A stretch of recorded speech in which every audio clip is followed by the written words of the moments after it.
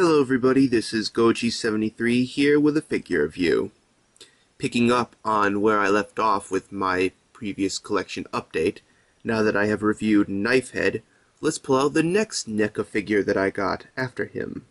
Here he is, from Pacific Rim, Leatherback. Now, of course, let's get on to history.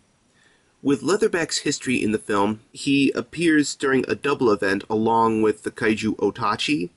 He is also the first monster to appear during the double event, again also with Otachi, as they both attack Hong Kong.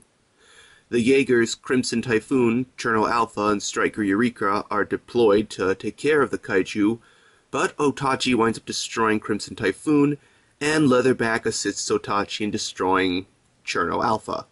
When Striker Eureka tries to attack Otachi, Leatherback disables Striker Eureka with its electromagnetic pulse and allows Otachi to start destroying Hong Kong, while Leatherback is left to watch over Striker Eureka.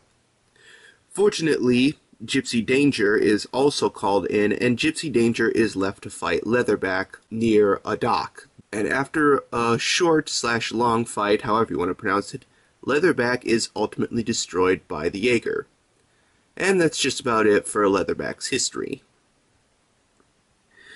Now, first off, before I get on to detail, much like how I did with Knifehead, Leatherback is a Category 4 kaiju.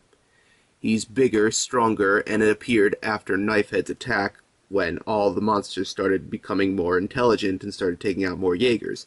And like I said before during history, Leatherback is the first monster along with Otachi to appear during the double event, which means that the aliens that were sending the kaiju to attack Earth were starting to get more and more aggressive. So, again, one of the more notable kaiju along with Knifehead. But now let's get on to detail. Now, much like Knifehead, since this is not Bandai that I'm reviewing, this is NECA, a completely different company, which means that there's a lot more to show that can be talked about. For example, looking here all over the skin here, you can see that he's very, very nicely detailed. Definitely captures a lot of his wrinkles in his skin, like especially the back here. And this little design here on the back here, this is actually the lobe in which he uses to send off his electromagnetic pulse, which he uses against Striker Eureka when Striker is defeating Otachi. And of course, the blue, light blue, might I add, bioluminescent markings that most kaiju have. Unlike Knifehead's, whose is yellow, Leatherback is light blue. And also the face. Seeing as I did mention that kaiju in Pacific Rim have 6 eyes, you can see, I hope that you can see, 2 of Leatherback's eyes are colored in, whereas the other 2 are not. And I hope that you can see, but I'm not sure if you can, but anyway, the 6 eyes are right here along the side of the head here. And also, the stuff on his head, this is pretty much his hair. This comes out when he feels agitated, so it's a really cool thing that NECA decided to show this off with Leatherback, so that's cool. So overall, detail, I'd say, is nicely captured. Now, as for superpowers, like I said before, I'll probably do a separate video of this in the meantime, but like I showed you on the back during detail, that lobe on Leatherback's back allows Leatherback to generate electromagnetic pulses, which is very devastating to Jaegers because a lot of the Jaegers, minus Gypsy Danger, are digital, whereas Gypsy is analog, and he uses this to disable Striker Eureka when he's fighting Otachi. So that's just about the only superpower that Leatherback has. And now on to articulation. Now, seeing as this is also made by NECA, I have found out that it has a lot of articulation points. For example, the mouth opens and closes like this. Both arms have the same amount of articulation. They move up and down and a little bit out like this from the shoulder point. The elbow only has this amount of limited articulation. It doesn't go any further than that. The hands do rotate 360 degrees,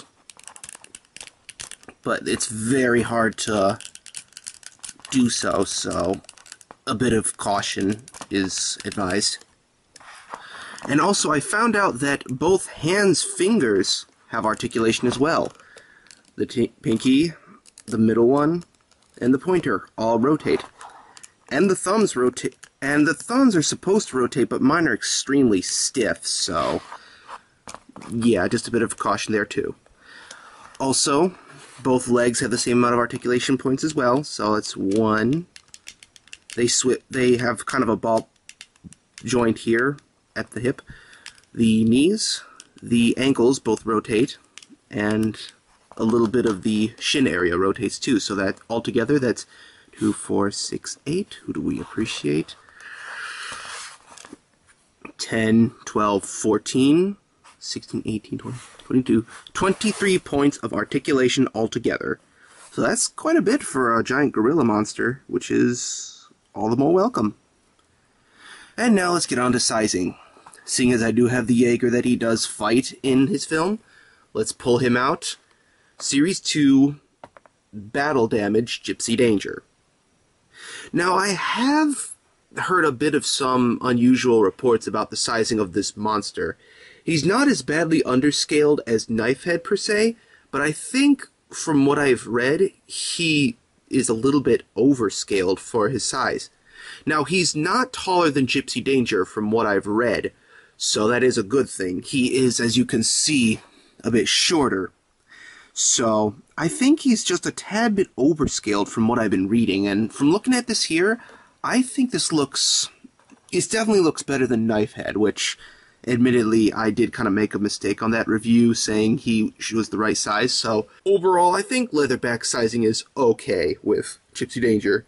And if I am wrong, and he is supposed to be smaller a little bit than Gypsy Danger, then everybody can always wait until when Gypsy Danger 2.0 gets revealed as part of Series 5.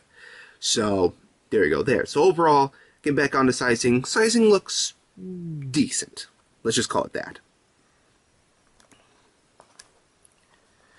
And so that just about does it for this review. History, he only appears in one movie, and he is part of a notable kaiju that appears in the film. Detail is very, very nicely captured. Articulation has quite a bunch of points, and sizing is, like I said before, decent. So overall, I'm giving this figure a 9 out of 10. And I give it that because there are just so many other parts, excluding history, because he is still just a recent monster, mind you, by the time of this review. Overall, the rest of the other factors about this figure, like detail, articulation, and sizing, all match up pretty well. He's a very nice capture of the kaiju Leatherback. And so that's it. I hope you enjoy this review.